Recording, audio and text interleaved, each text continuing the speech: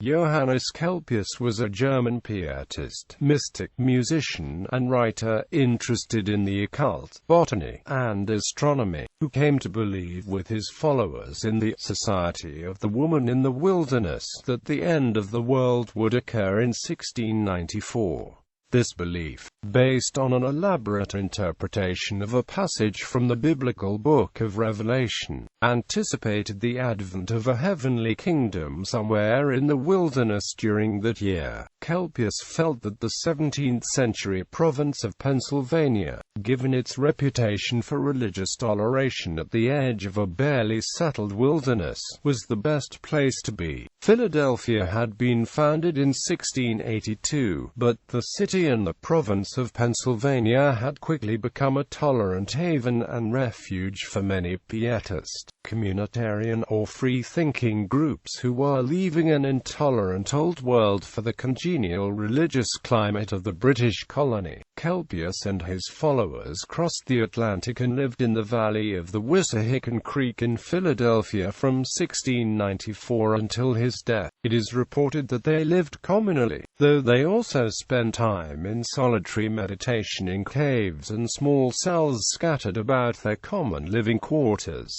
Though no sign or revelation accompanied the year 1694, the faithful, known as the hermits or mystics of the Wissahickon, continued to live in celibacy, searching the stars and hoping for the end. The so-called Cave of Kelpius is located by a small tributary stream of the Wissahickon in Philadelphia's present-day 1,372-acre Wissahickon Valley Park, which is part of the 9,200-acre Fairmount Park system of 63 city parks. Though the structure is alleged to be only a spring house by some, as late as the 1940s it still had a chimney and fireplace, subsequently removed after some vandalism. Like Kelpius was born Johann Kelp in 1667, near the town of Schassburg, Transylvania, and attended the University of Altdorf, near Nuremberg, where his name was Latinized to Johannes Kelpius according to the custom of scholars of his days.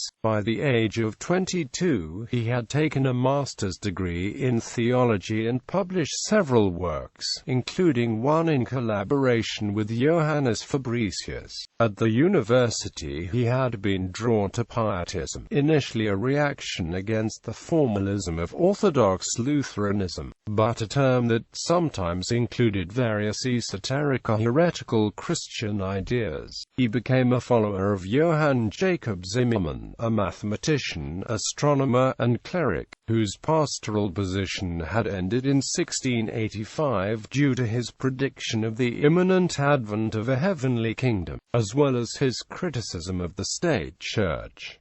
Zimmermann was himself attached to the ideas of the mystic Jacob Boehme. After Zimmermann's sudden death, shortly before the group's departure from the New World, Kelpius became the group's magistra leader. The travel diary of Kelpius has been preserved. Some of the 40 or so who traveled with him aboard the Sarah Maria Hopewell were Heinrich Bernhard Coster, Daniel Faulkner, and Johann Gottfried Selig. They disembarked at Bohemia Landing, Maryland, and proceeded to Philadelphia and Germantown. On arrival in Philadelphia they moved to Germantown and then to the Wissahickon. They established a regular program of private study and meditation. They eventually erected a large building for the meetings. Some say they lived there communally, but others that they lived separately in caves and other rude shelters and cabins. They created a school for neighborhood children, held public worship services, and shared the medical knowledge. A few newcomers, including Conrad Matthaei and Christopher Witt, joined the group, but the community began to decline, especially after the death of Kelpius.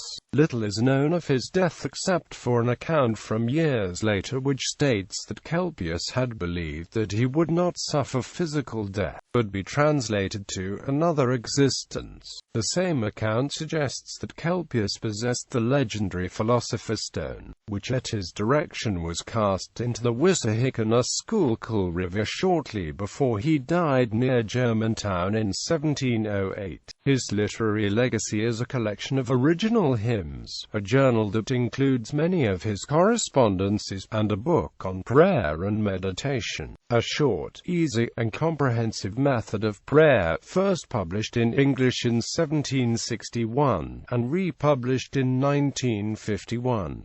However, this old translation has some inaccuracies, and English has changed over the more than 2 centuries since it appeared. Fortunately, a completely new translation has been completed by Kirby Don Richards, Ph.D., A Method of Prayer, a mystical pamphlet from colonial America. Dr. Richards' book includes both the German original and the New English translation. It also contains background materials that help explain the pamphlet and put it in its historical context.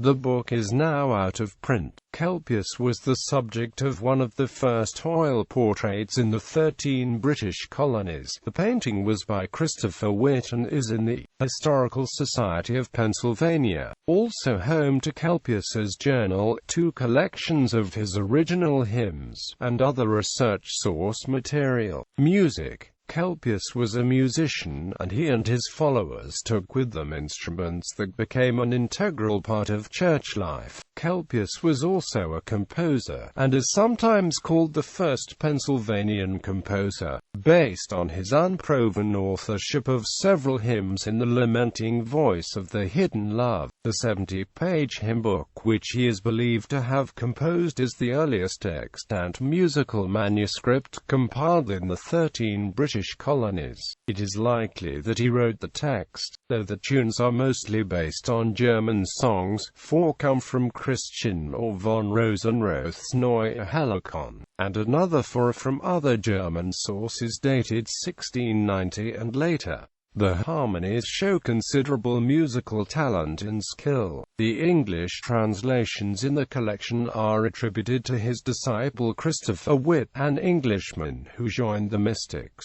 Witt is said also to have built the pipe organ, said to be the first privately owned organ in North America.